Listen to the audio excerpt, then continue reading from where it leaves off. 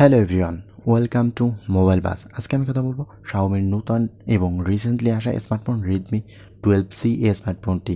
এই ফোনটিতে ব্যবহার করেছে 720x1650 পিক্সেলের একটি এইচডি প্লাস রেজলিউশনের ডিসপ্লে, থাকছে 500 ডিসপ্লে এবং 20.6:9 অ্যাসপেক্ট রেশিও সহ 6.71 ইঞ্চির আইপিএস এলসিডি ডিসপ্লে।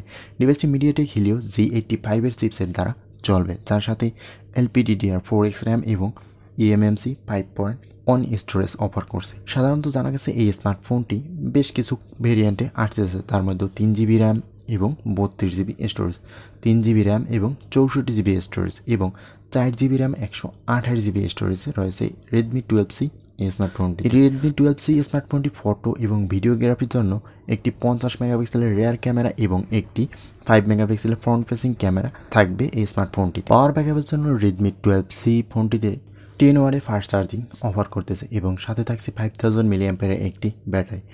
আর ইউরোপ মার্কেটে এই রেডমি 12 ফোনটির মূল্য 149 ইউরো, যা প্রায় বাংলাদেশি 14 থেকে 15,000 টাকার মতো হতে যাচ্ছে।